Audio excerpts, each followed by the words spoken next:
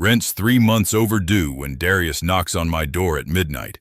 His massive frame fills the doorway, eyes dark with dangerous intention. 22 and completely broke, I know what's coming. I just don't know I'll beg for it.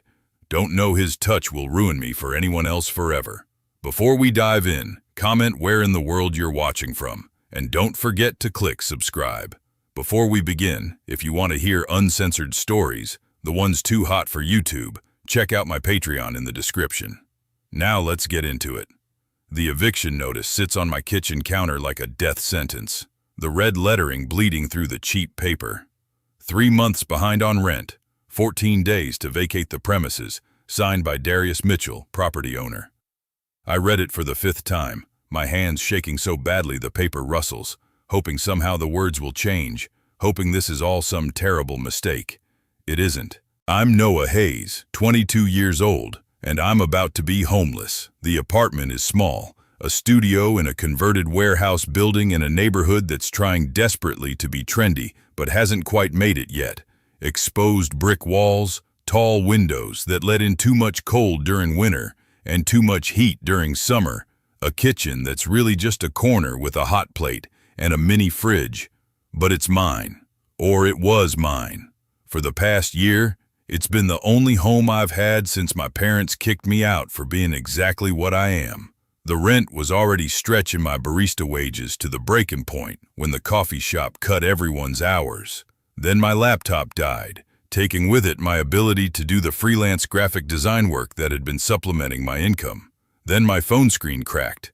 Then the transmission in my ancient Honda started making sounds that promised expensive repairs I couldn't afford.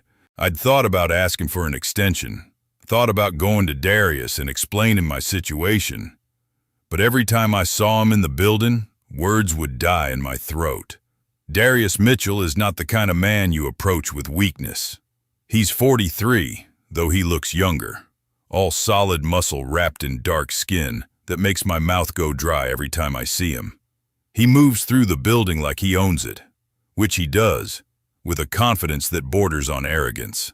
6'4" of pure intimidating presence, with a voice so deep it seems to resonate in my chest when he speaks. I've watched him from my window as he works on the building, his shirt off in the summer heat, sweat gleaming on skin, stretched over muscles that suggest he does a lot more than collect rent checks. I've memorized the way he moves, economical and powerful, the way his hands look when he's fixing something, capable and sure. I've had dreams about those hands, which makes everything worse, because the last thing I need is to be attracted to my landlord, especially when I'm about to be evicted by him. The knock on my door at midnight makes me jump, my heart immediately racing. Nobody knocks at midnight unless something's wrong, unless there's an emergency, unless... I look through the peephole, and my stomach drops. Darius stands in the hallway, and even distorted through the fisheye lens, he's imposing. He's wearing jeans and a tight black t-shirt that does nothing to hide his build, arms crossed over his chest, expression unreadable.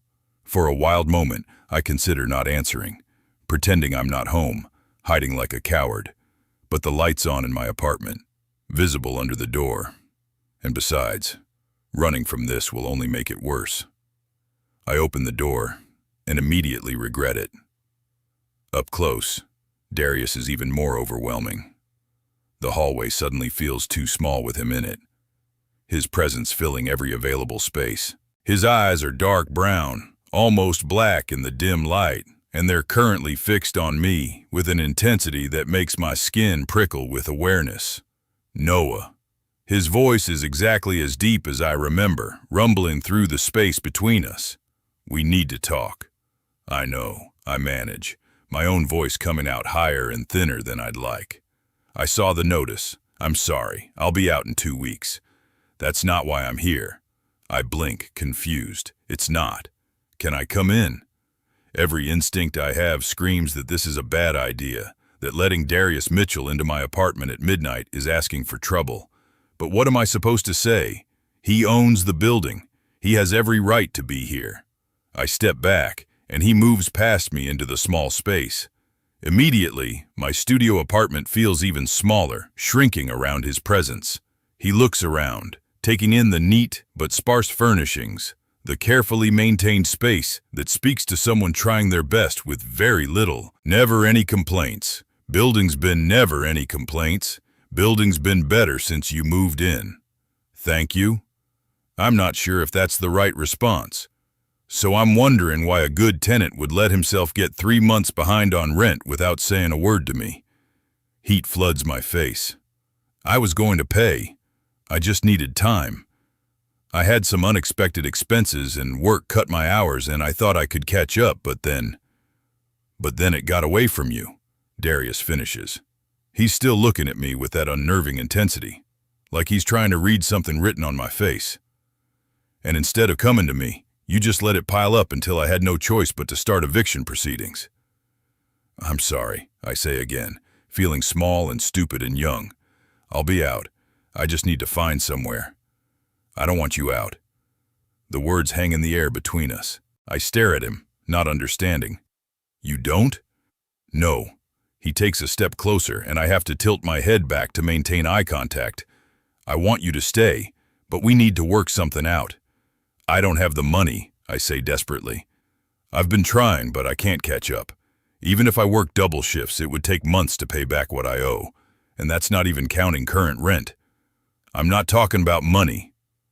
The way he says it makes my pulse spike, something in his tone that I can't quite identify, but that makes every nerve ending in my body suddenly aware of how close he's standing, how alone we are, how the air between us feels charged with something I don't understand.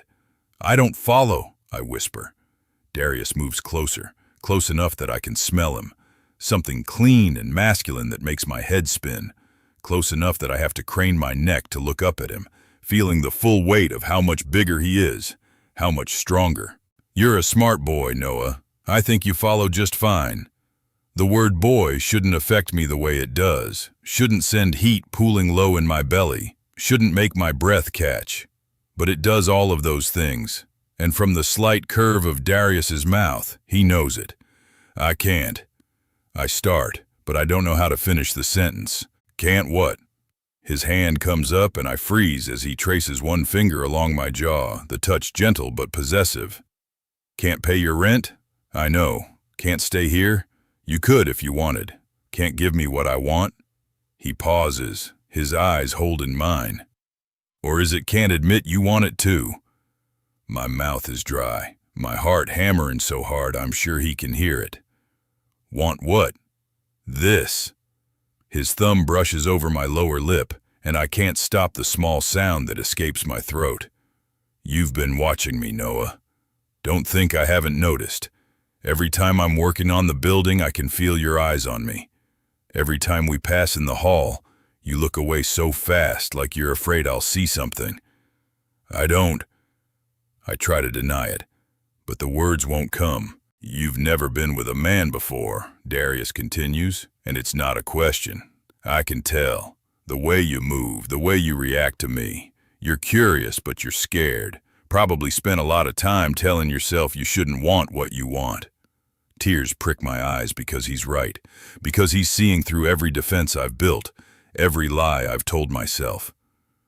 I'm offering you a deal, Darius says, his voice dropping even lower, more intimate. You stay here, rent-free. In exchange, you give me something else. What? I breathe, though I think I already know. You. The word settles over me like a physical weight. I should be offended, should be angry that he's suggesting this, should tell him to leave, and that I'd rather be homeless than trade my body for a roof over my head. But the truth, the shameful truth I've been hiding even from myself, is that part of me wants this, has wanted this since the first time I saw Darius, since the first time his eyes lingered on me just a little too long. I can't, I whisper, even as every part of me screams the opposite. Yes, you can. His hand moves from my jaw to the back of my neck, grip firm and warm. I'm not going to force you, Noah. If you say no, you say no, and we'll figure out a payment plan for the back rent. But if you say yes, his eyes darken. If you say yes, I'm going to teach you things you've only dreamed about. I'm trembling, my whole body shaking with a mixture of fear, and want so intense I can barely breathe. I don't know how. I've never. I know. That's what makes this perfect. His thumb strokes the back of my neck, sending shivers down my spine. You don't have to know anything. You just have to trust me and do what I tell you. The idea should terrify me, should send me running. But instead, it makes something deep inside me clench with need. What would I have to do? My voice is barely audible. Darius's smile is slow and predatory. Whatever I want, whenever I want. Your body belongs to me now, Noah. In exchange for keeping this roof over your head, you surrender everything else. Everything? Everything. His grip tightens slightly. But I'm not a cruel man. I'll make sure you enjoy it. Make sure you understand exactly how good it feels to let someone else take control. I close my eyes, my mind racing. This is insane. I should say no, should walk away, should find another apartment, another life, another way. But where? With what money? With what options? And beneath all the practical considerations, beneath all the rational reasons to refuse, there's a deeper truth. I want this. Want him. Have wanted him from the moment I first saw him, even when I was too scared to admit it to myself. Okay, I whisper, and the word feels like stepping off a cliff. Darius's eyes flash with triumph and something darker, hungrier. Say it properly. I don't understand. Say yes, Darius. I accept your terms. I swallow hard. Yes, Darius. I accept your terms. Good boy. The praise sends warmth flooding through me. Now, first lesson. When we're alone like this, you call me Daddy. My eyes fly open, shock and embarrassment warring with arousal. I can't. Yes, you can. His hand moves to my chin, tilting my face up. Say it. Daddy. I breathe, and the word feels strange on my tongue, forbidden and thrilling all at once. That's better. He releases me, and I feel the loss of his touch like a physical ache. Now strip. What? Right now? Right now. I want to see what I'm getting. My hands shake as I reach for the hem of my shirt, pulling it over my head with clumsy movements. I'm painfully aware of how I must look. Too thin from skipping meals to save money. Pale skin that never sees the sun. Nothing like the masculine ideal that Darius represents. But when I look at his face, there's no disappointment there. Only hunger. Keep going, he orders, his voice rougher now. I unbutton my jeans, pushing them down along with my underwear in one movement, because if I stop to think about it, I'll lose my nerve. Standing naked in front of him feels surreal, like this is happening to someone else. Darius circles me slowly, and I can feel his gaze like a physical touch, cataloging every inch of exposed skin. When he stops in front of me again, his eyes are burning. You're perfect, he says, and I can hear the sincerity in his voice. Exactly what I want. I'm not, I start, but he cuts me off. Don't argue with me. I know what I want, and what I want is you. He reaches out, running one finger down my chest, and I can't suppress my shiver. So responsive already. This is going to be fun. His touch is confident, knowing, mapping my body with the same sureness he brings to everything else. When his hand wraps around me, I gasp, my knees nearly buckling. Already hard, he observes, his voice thick with satisfaction. Already wanting this. I can't deny it, not when the evidence is literally in his hand. He works me with practiced skill, and I'm embarrassingly close to finishing within seconds. Not yet, Darius commands, and his hand stills. You don't finish until I give you permission, understand? Yes, Daddy, I gasp, and the words come easier this time. Good. He releases me, and I whimper at the loss. Now, bedroom, on your back. I stumble toward the bed, my legs unsteady, hyper-aware of Darius following behind me. Makes my pulse race. I'm gonna touch makes my pulse race. I'm gonna touch you, he says. I'm gonna learn every part of you. Find out what makes you gasp. What makes you moan? What makes you beg? And you're going to lie there and take it. Understand? Yes, Daddy. His hands start at my ankles, fingers wrapping around them with gentle pressure, then sliding up my calves. Every touch is deliberate, methodical, like he's conducting an inventory. When he reaches my thighs, I'm already trembling. Nervous? He asks. Yes. Good. You should be. His hands move higher, deliberately avoiding where I need him most. This isn't going to be gentle, Noah. I'm going to push you, test your limits, make you feel things you didn't know you could feel. His thumbs brush against sensitive skin, and I arch involuntarily, a sound escaping my throat that I've never made before. That's it, Darius murmurs. Don't hold back. I want to hear every sound. He continues his exploration, hands moving over my stomach, my ribs, my chest.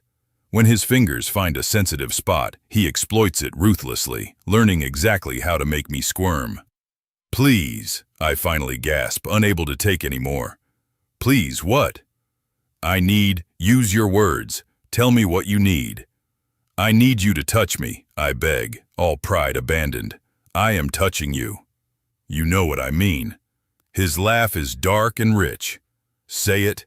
Tell Daddy exactly what you want. The embarrassment of speaking it out loud wars with desperate need. Need wins. I need you to touch me there. Please, Daddy. Since you asked so nicely. When his hand finally wraps around me again, the relief is overwhelming. He sets a rhythm that's perfect, not too fast, not too slow, building sensation with expert precision. Look at me, he orders, and I force my eyes open to meet his. I want to see your face when you fall apart. The intensity in his gaze is almost too much, but I can't look away. He holds me there, pinned by his eyes as much as by his touch, and when the pleasure finally crests, it's more intense than anything I've experienced alone. I come with his name on my lips, my back arching, vision whiting out from the intensity. When awareness returns, I'm shaking, tears leaking from the corners of my eyes.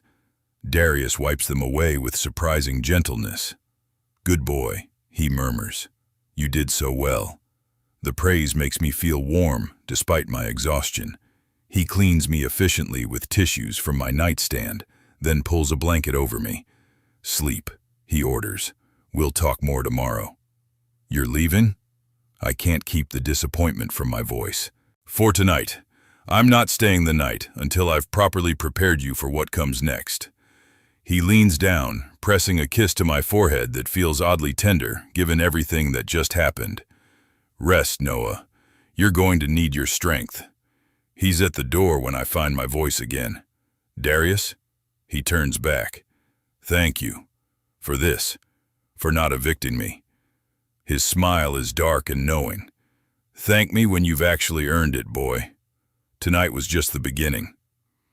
After he leaves, I lie in bed, my body still humming with the aftermath of release, my mind trying to process what just happened.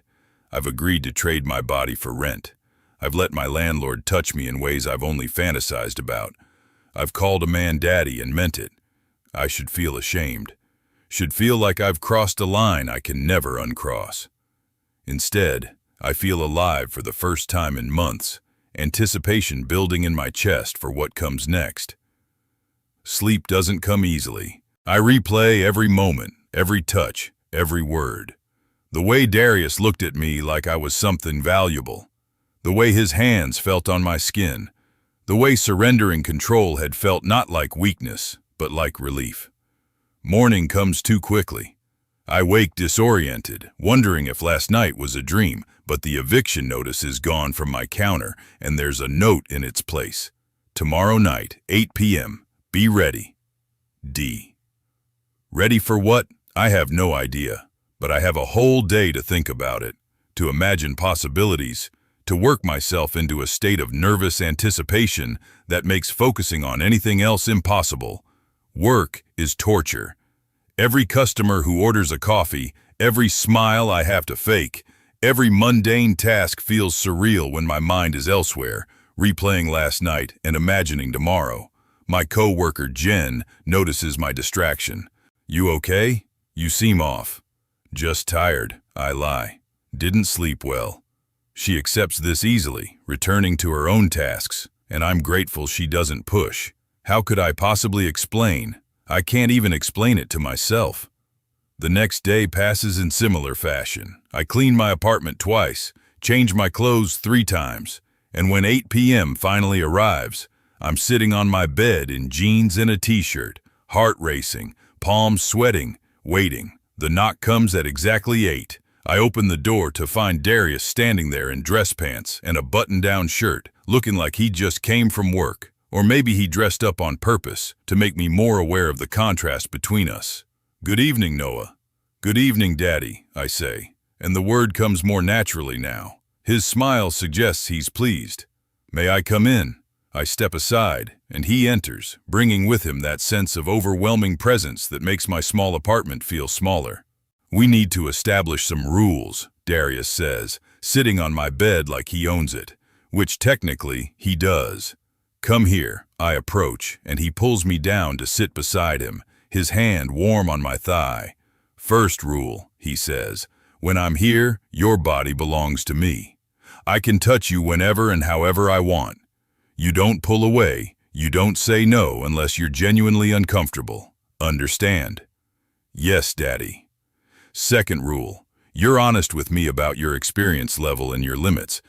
I'm going to push you, but I need to know where the actual boundaries are. "I don't know what my limits are," I admit. "I've never been with anyone at all?" I shake my head, embarrassment flooding through me. "Not even touched by someone else?" "No." Darius's eyes darken with something that looks like possessiveness. "Good. That means I get to be your first everything. Your only everything." The claim in his voice makes me shiver. "Third rule," he continues. "What happens between us stays between us. You don't tell anyone about our arrangement." "I wouldn't," I assure him quickly. "Good, because if word got out that I'm taking advantage of a tenant who can't pay rent..." He trails off meaningfully. The reminder that this is transactional, that I'm paying for my apartment with my body, should sting.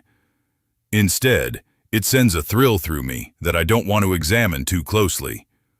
Fourth rule. You keep taking care of yourself. Eating properly, sleeping enough.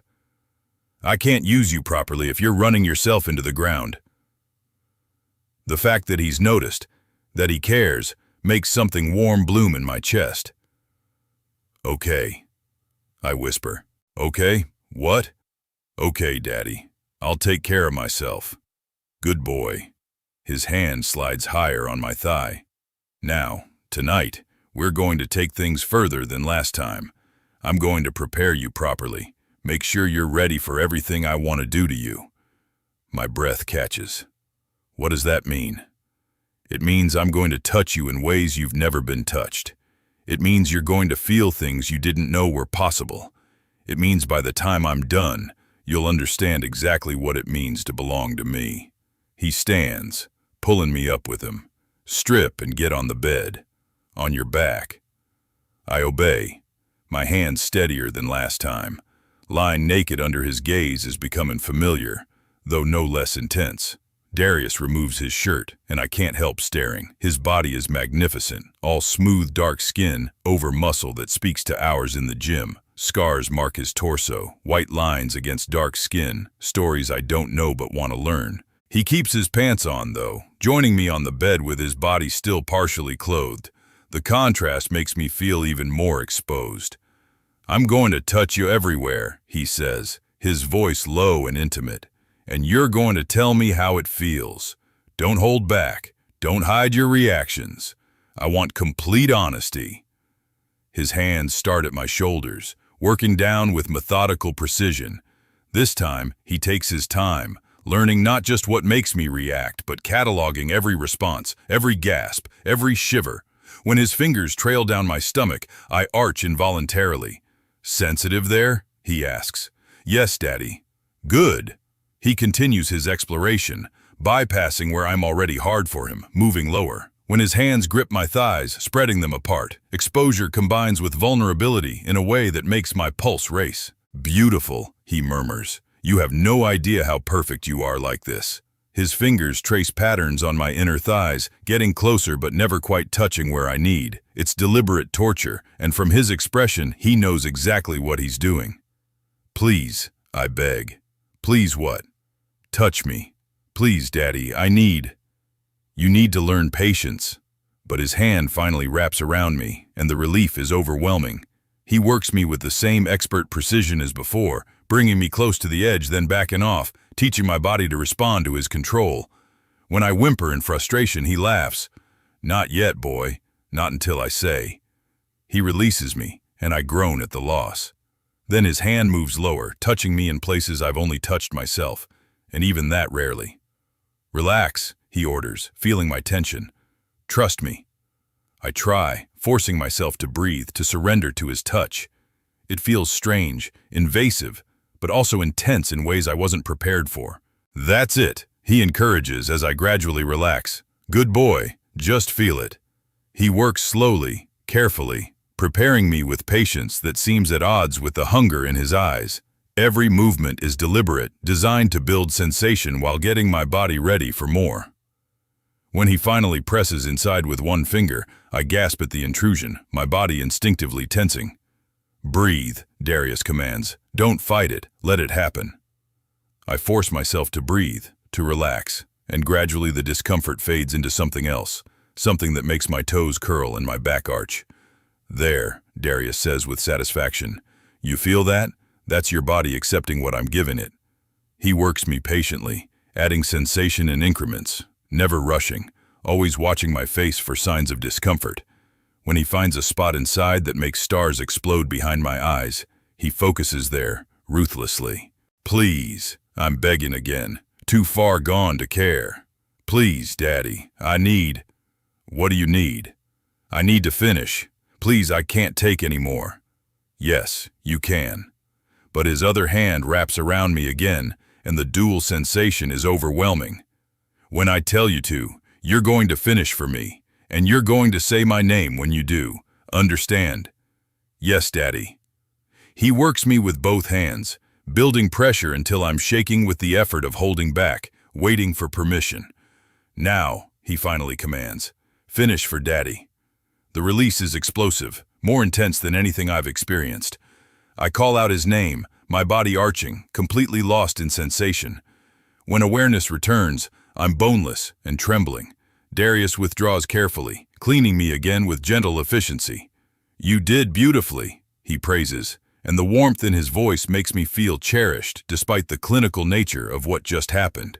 He pulls me against his chest, and I curl into him, exhausted and overwhelmed. Next time, he murmurs against my hair, we go further. But first, your body needs to adjust to this much. When is next time? I ask, hating how needy I sound. Eager? His chest rumbles with amusement. Tomorrow night, same time. He stays longer this time, holding me until my breathing evens out and I start to drift. Before he leaves, he presses another kiss to my forehead. Sleep well, Noah. Dream about what comes next. The next days establish a pattern. Darius comes to my apartment every night at 8. Each time, he pushes me a little further, teaches me a little more, claims me in new ways. My body adapts, learns to crave his touch, to respond instantly to his commands. He brings me food sometimes, making sure I eat properly. He asks about my day, listening with genuine interest. He's patient when I'm nervous, firm when I try to resist, gentle when I need it, and demanding when I can take more. I'm falling into something I don't have words for. This isn't love, can't be love when it started as a transaction, but it's something that makes me check the clock, constantly at work, counting down until 8 p.m., until I can see him again. 3 weeks into our arrangement, Darius arrives with a small package. I got you something, he says, handing it to me. Inside is a phone, brand new, expensive. I stare at it in shock. I can't accept this. Yes, you can. I need to be able to reach you, and your cracked screen was ridiculous. He takes the phone from the box, setting it up with practiced efficiency. Besides, what's mine needs to be taken care of properly. The casual possessiveness in his voice makes me shiver. He programs his number in, then calls it so I have his number too. Anytime you need something, you call me. Understand? Yes, Daddy. That night, he takes me completely for the first time. It's intense and overwhelming, and I cry from the sensation, but he holds me through it, praising me, telling me how perfect I am, how good I'm being. Afterward, as we lie tangled together, he speaks words I never expected. You know this was supposed to just be physical. My chest tightens. I know. But somewhere along the way, it became more. I don't know what to say, afraid to hope, afraid to assume. I care about you, Noah, more than I should for someone who's just paying rent with their body. The words should sting, but they don't, because I understand what he's trying to say.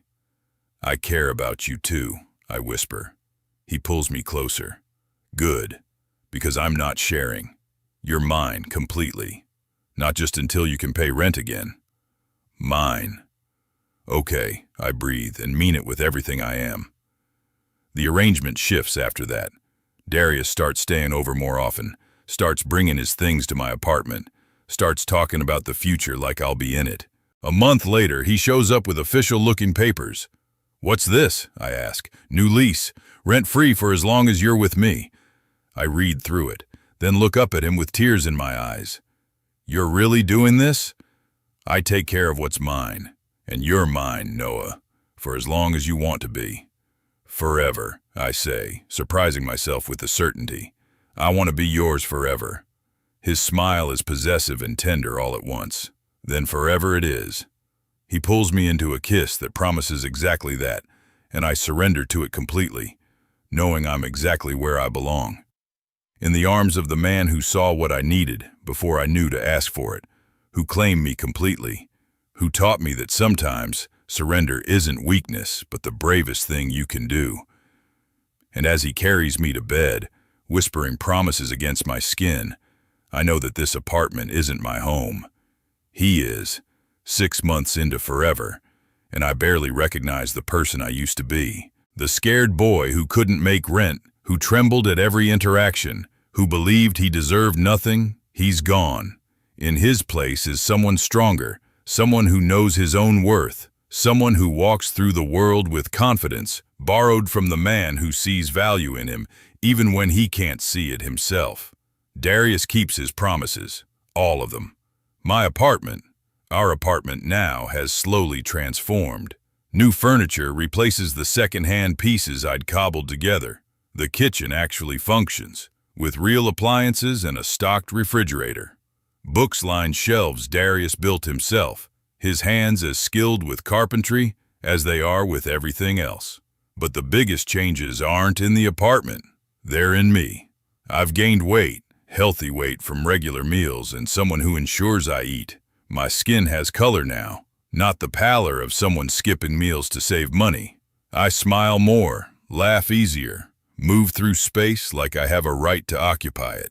Darius did that, not through ownership, though he certainly owns me, but through care, through seeing me as something worth investing in. At work, I've been promoted to shift supervisor. My boss noticed the change in me, the confidence, the reliability that comes from not being constantly stressed about money. The raise isn't much, but it's mine, earned through my own merit. I tried to give some of it to Darius for rent, despite our arrangement. He refused, of course. What's mine doesn't pay me, he'd said, pulling me into his lap in the oversized chair he'd added to the living room. What's mine gets taken care of. You want to contribute, save that money for something you want. What I want is to not be a burden, I'd protested. His hand had tightened on my hip. You're not a burden, you're mine. There's a difference. That possessiveness should bother me, should feel limiting. Instead, it feels like safety, like knowing exactly where I stand, and that where I stand is somewhere secure. Tonight, I'm cooking dinner. It's our night, the one night a week where we eat together properly, sit at the small table, and pretend we're a normal couple doing normal things. Except we're not normal, and I'm learning to be okay with that.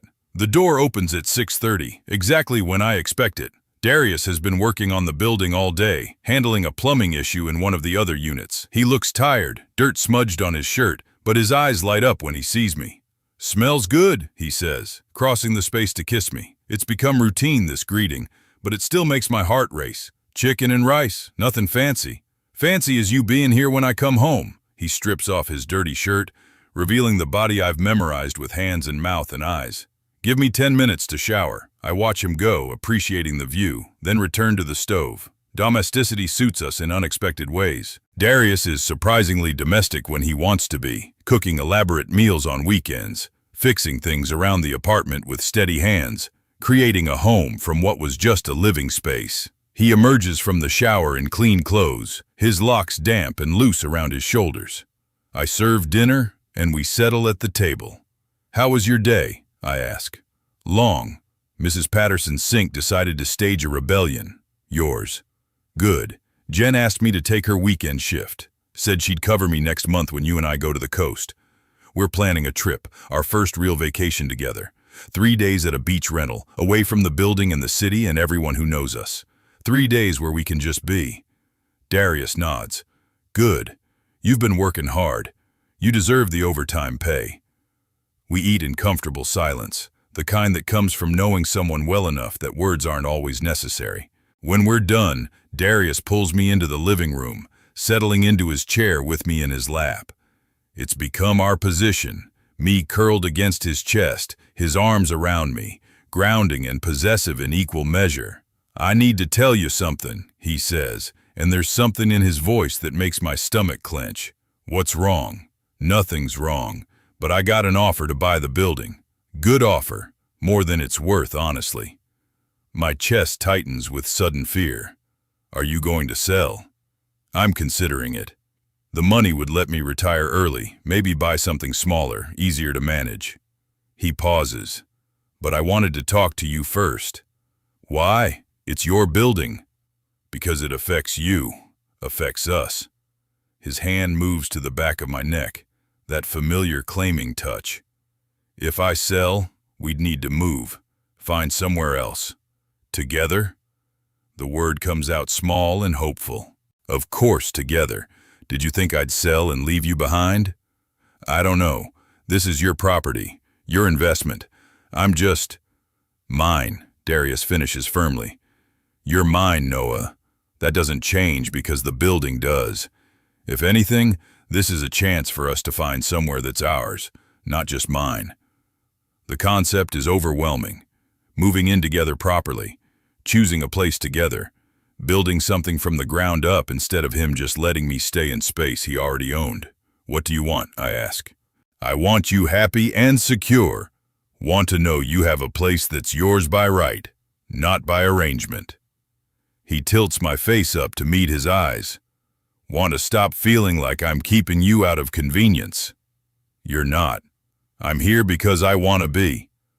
"I know, but I want it official. Want you to have legal protection, not just my word." I kiss him, pouring everything I feel into it. "Where would we go?" "I found a place.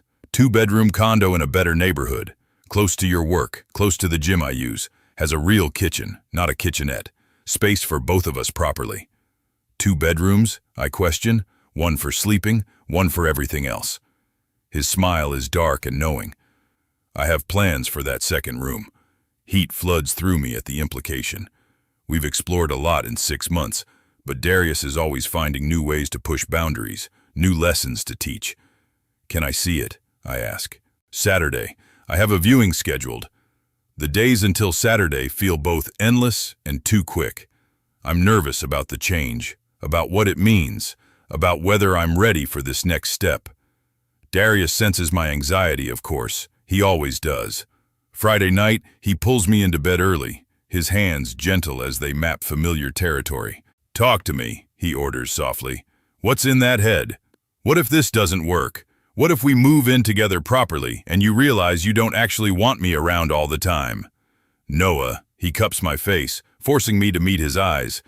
"I already want you around all the time. The only difference is the address. You're not getting rid of me, and I'm not getting rid of you. What if I'm not good enough for something real?" "You are real. This is real. Has been from the moment you said yes to me." His thumb strokes my cheek. "I know you're scared. Change is scary. but I'm not going anywhere, and neither are you. He makes love to me slowly that night, taking his time, showing me with his body what his words promise, and afterward, holding me close, he whispers things he's never said before. I love you, Noah, not because of what you give me, not because of our arrangement. I love you because you're brave and honest, and you trust me with parts of yourself you've never shown anyone else. Tears leak from my eyes. I love you too, so much. Then trust me with this.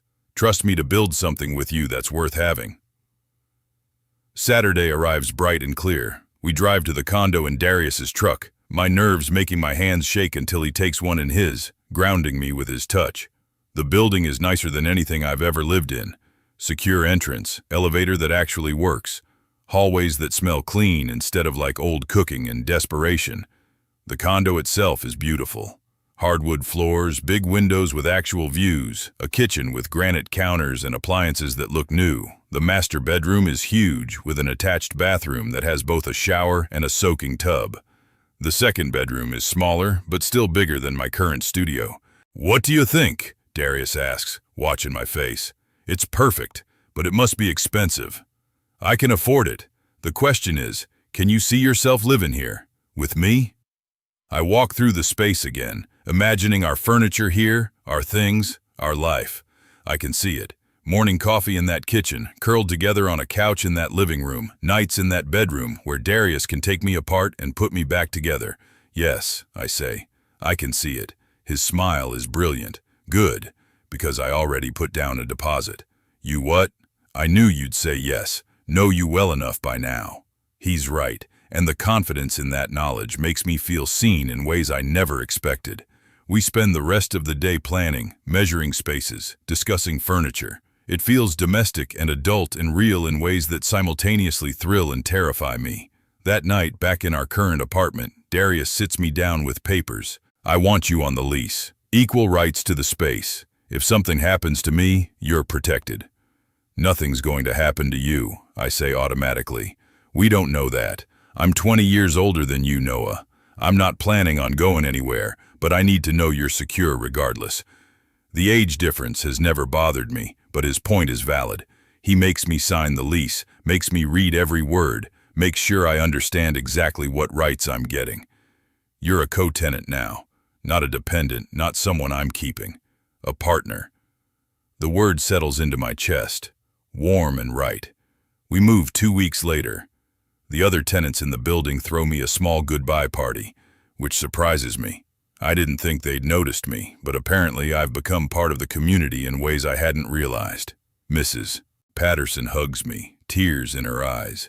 You take care of yourself, Noah, and take care of that man of yours. He's been happier since you came along. The new condo feels enormous at first, too much space after months in a studio. But we fill it together, choosing furniture, hanging pictures, making it ours. The second bedroom becomes what Darius promised, a space for exploration, for pushing boundaries, for the parts of our relationship that need privacy. He installs things I don't fully understand, but that make my pulse race just looking at them. Eventually, he promises, you'll know exactly what all of this is for. Life settles into a new rhythm. Better jobs, better apartment, better everything. I'm thriving in ways I never imagined possible. Then my phone rings with a number I don't recognize. Hello? Noah, it's Mom. The world tilts. I haven't spoken to my mother in over a year, not since she told me I wasn't welcome in her house anymore, not since she made it clear that who I am wasn't acceptable to her. How did you get this number? My voice comes out cold. Your cousin gave it to me. Noah, we need to talk. We really don't. Please, I know I said things, did things, but you're my son and I miss you. Darius emerges from the bedroom, immediately sensing something wrong. I mouth my mother and watch his expression harden. What do you want?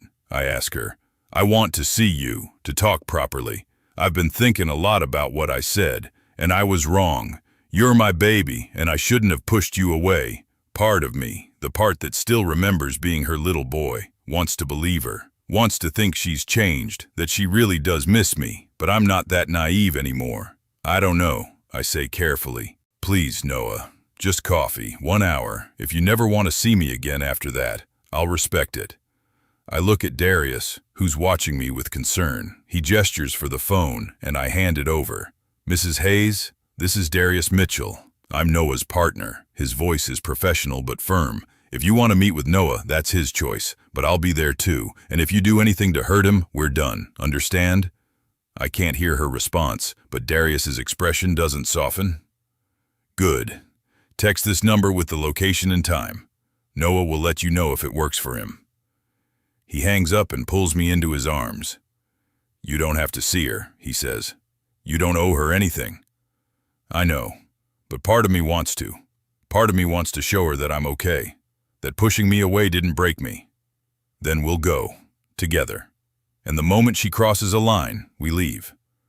My mother texts an address, a coffee shop in a neutral location. We agree to meet on Sunday afternoon. I'm nervous all week. Darius notices, of course, and does everything he can to distract me.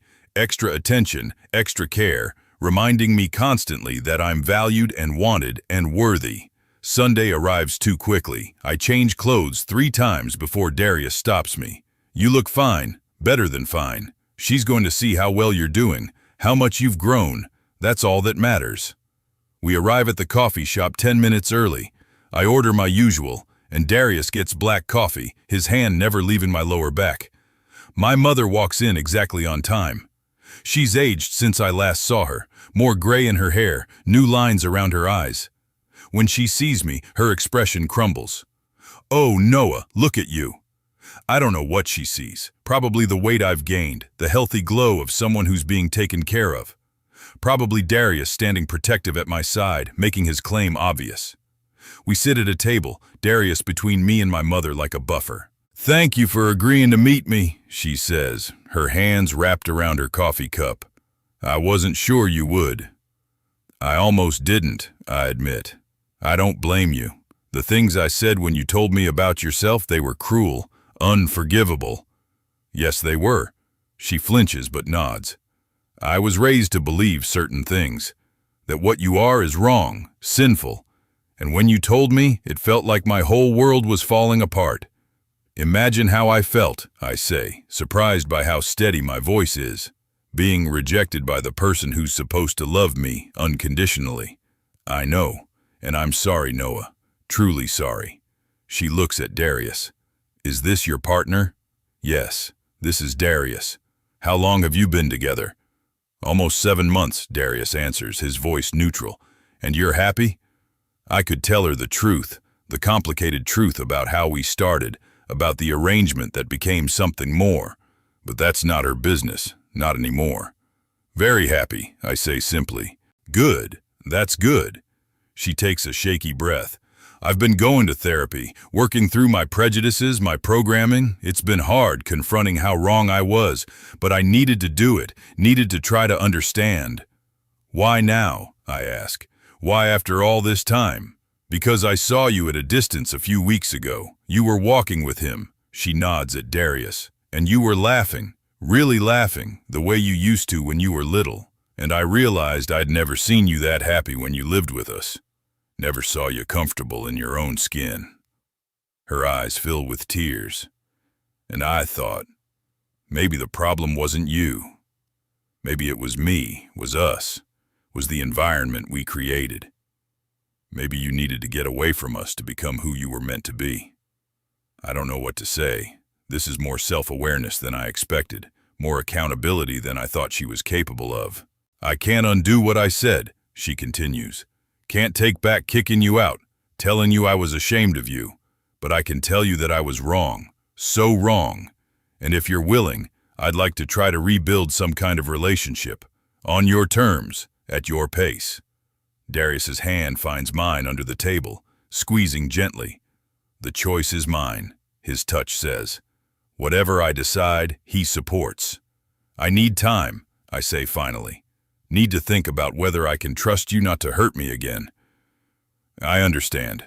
Take all the time you need. She slides a piece of paper across the table. That's my new number.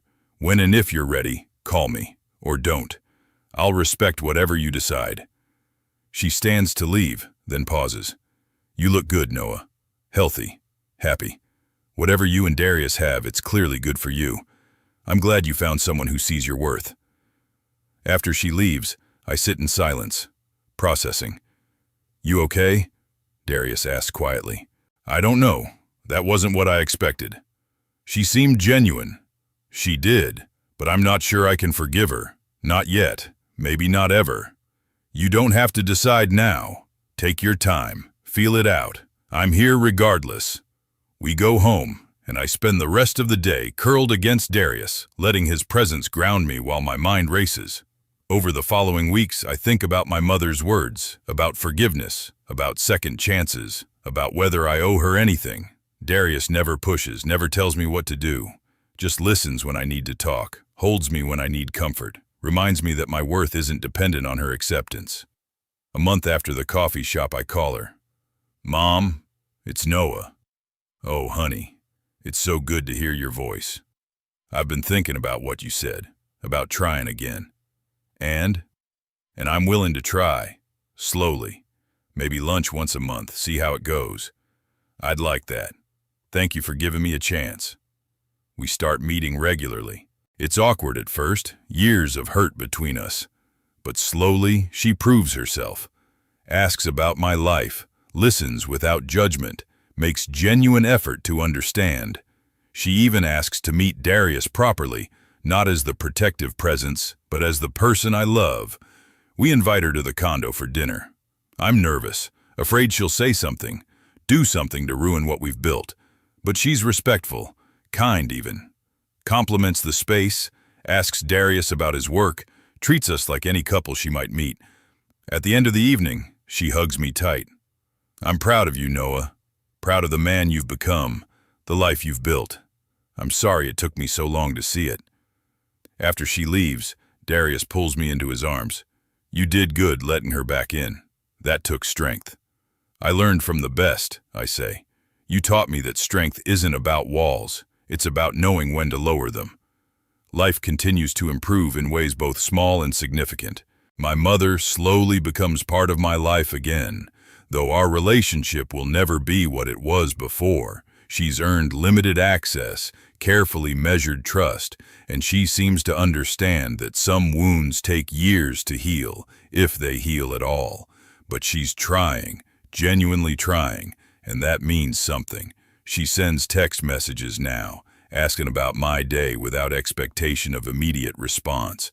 She remembers important dates, my work schedule, the small details that show she's paying attention. Once a month we meet for lunch, and she listens more than she talks, learning who I've become instead of mourning who she thought I should be. Work gets better too. Another promotion comes 6 months after the first, more responsibility, a title that actually means something. Assistant manager, with my own key to the store, authority to make decisions. The pay increase is significant enough that I can actually contribute to our household in meaningful ways. Darius still won't let me pay rent, refuses every time I try. But I take over groceries, restocking our refrigerator with good food instead of the cheap staples I used to survive on. I handle utilities, keeping our home comfortable. Small ways of showing I'm a partner, not a dependent. Small ways of proving I'm here because I choose to be, not because I have to be. We celebrate our 1-year anniversary with the beach trip we'd planned months ago. 3 days of just us, away from everything and everyone who knows us. 3 days where we can hold hands in public without second glances, kiss without checking who's watching, just exist as two people in love without the weight of judgment. The beach house is small but perfect, windows facing the ocean, the sound of waves constant and soothing. We spend the first day doing nothing, absolutely nothing, except being together without schedules or obligations. On the second evening, watching the sunset paint the sky in shades of orange and pink, Darius pulls me into his lap on the sand. Do you remember that first night? He asks. When I came to your apartment. How could I forget?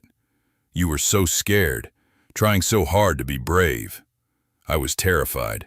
Of you, of what you wanted, of what it meant. And now? I turned to face him. Now I know it meant everything. You saw what I needed before I could admit it. gave me space to become who I was meant to be. You gave me something too, Darius says. Purpose, someone to care for, to protect, to build with. I thought I was complete before you, but I was just going through motions. He pulls out a small box, and my heart stops. This isn't what you think, he says quickly. I know we can't get married legally, but I wanted to give you something, a symbol. Inside the box is a ring, simple and elegant. Inscribed on the inside are words that make my eyes burn. Mine, always. It's perfect, I whisper. He slides it onto my finger, and it fits like it was made for me, which it probably was. You're mine, Noah, for as long as you'll have me. No more arrangement, no more transaction. Just us, choosing each other every day. Forever, I say, echoing the promise I made a year ago. I choose you forever. We make love on the beach that night, the waves drowning out any sound, the darkness hiding us from the world. And when we return to our condo, our home, our life, I know with absolute certainty that I'm exactly where I belong. The scared boy who couldn't pay rent is gone. In his place is a man who knows his worth, who's built a life worth living, who's loved completely by someone who sees all of him and wants him anyway. Darius didn't just save me from eviction. He saved me from a life half-lived, from hiding who I was, from believing I deserved less than everything. And in return, I gave him everything I am, not because I had to, but because I wanted to, because he taught me that surrender isn't weakness when it's given to someone who treats it like the gift it is. 2 years later, we're still in the condo, still building our life together. My relationship with my mother has stabilized into something comfortable, if not perfect. I'm managing the coffee shop now, making enough that I finally feel like an equal contributor. Darius has retired early, using the money from selling the building to invest in smaller properties he can manage without the constant stress. He's home more, which means more time together, more lazy mornings and slow evenings. We've talked about bigger changes, maybe moving somewhere quieter, buying a house, really settling down. But for now, we're content with what we have. I'm in the kitchen making breakfast when Darius comes up behind me, arms wrapping around my waist. Morning, baby. I lean back into him, comfortable in his embrace. Morning, Daddy. The words still send a thrill through both of us, even after all this time. Some things never change. What do you want to do today? He asks. Nothing. Everything. Whatever you want. He laughs. So compliant. You trained me well. I did, didn't I? His hand slides under my shirt, possessive and familiar. And you're still perfect for me. We spend the morning in bed, relearning territories we've mapped 1,000 times.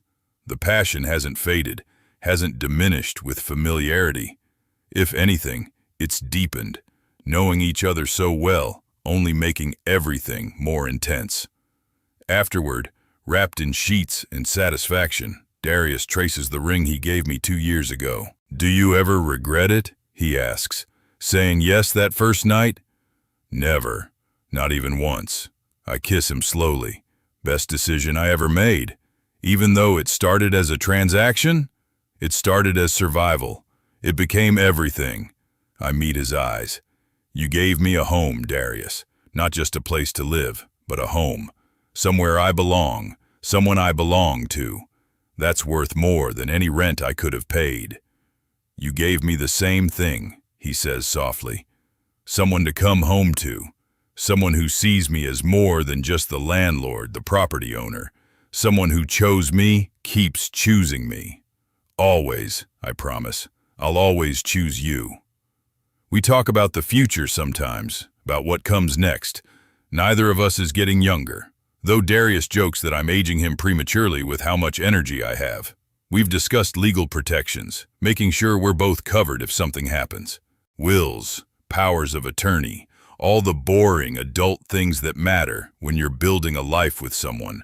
My mother has surprised me by being supportive. She and Darius have developed an unexpected friendship, bonding over their shared desire to protect me. It's strange seeing them together, but also comforting. My worlds have merged in ways I never thought possible. Jen from work knows about us now, the full story. I told her one night over drinks, needing to share with someone. She'd listened without judgment. So he was your landlord, and you couldn't pay rent, and he offered an arrangement, and it turned into love, she'd summarized. Basically, that's either the most romantic or most problematic thing I've ever heard. Both, I'd admitted. It's definitely both. But she'd hugged me, told me that what mattered was that I was happy and safe and choosing to be there. The how we started didn't negate the what we built. On a random Tuesday evening, Darius comes home with news. I found a house. A house. Yeah, about an hour north. Quiet neighborhood. Good schools, even though we don't need them. Big yard. 3 bedrooms, 2 bathrooms, garage. That's a lot of house for 2 people. I know, but I was thinking maybe it doesn't stay 2 people forever. I stare at him. Are you talking about adoption? Maybe, eventually, if you wanted. He looks almost nervous, which is unusual for him. I know we haven't discussed it, but I've been thinking about it. Building something that lasts beyond us. The idea is overwhelming and perfect all at once. A family, a real family, built on choice and love instead of obligation. I'd like that, I say softly. Someday, when we're ready. No rush, we have time. He pulls me close. Just wanted you to know I see a future with you, a long future.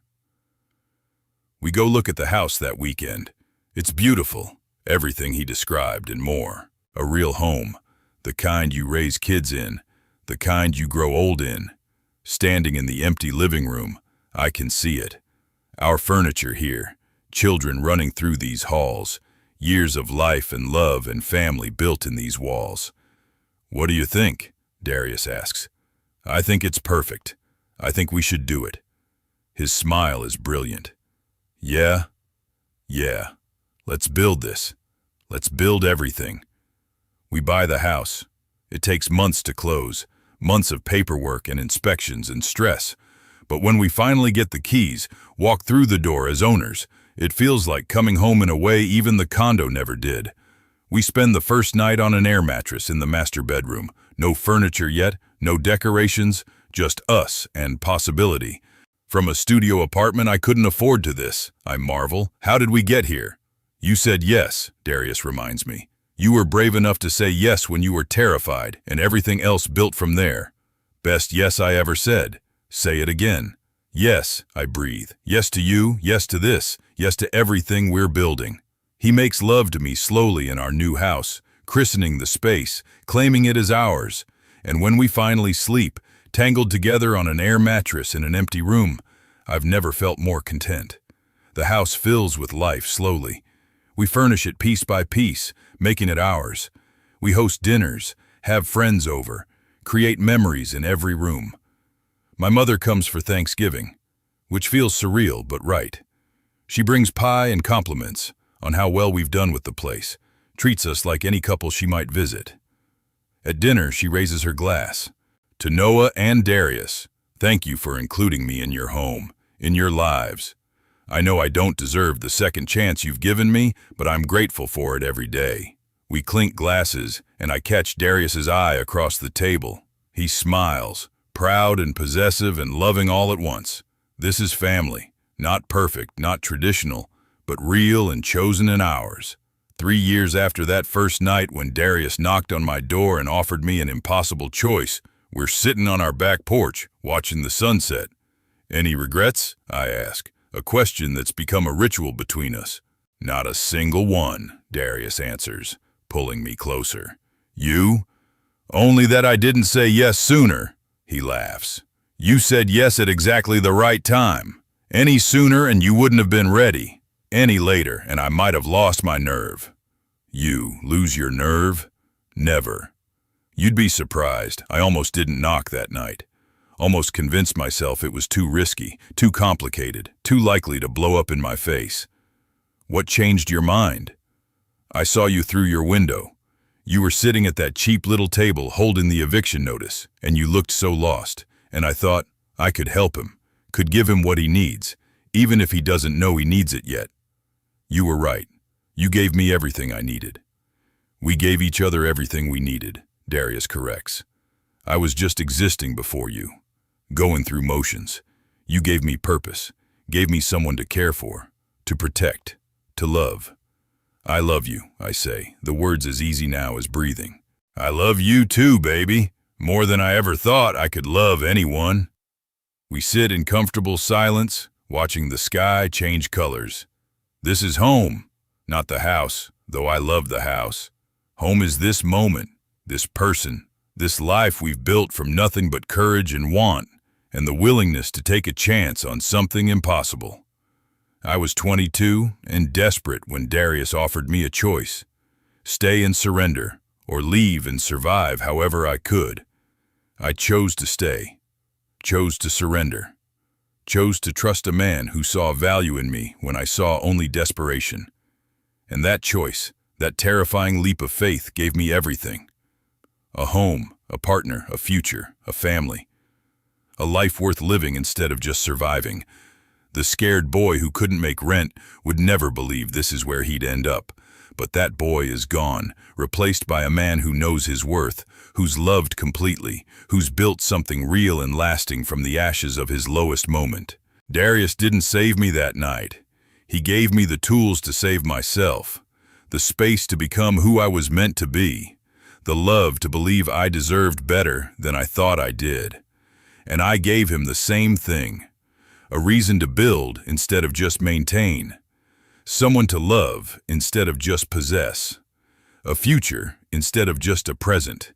We saved each other, and we'll keep choosing each other every day for the rest of our lives. Forever, just like we promised. The sun sets completely, stars emerging in the darkening sky. Darius pulls me up, leading me inside our house, our home, our life. Bed, he suggests, and there's promise in his voice.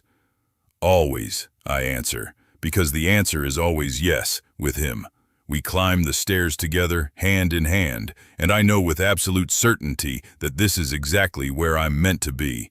Not because I have to be here, but because I choose it. Every single day, I choose this. Choose him. Choose us. And I always will.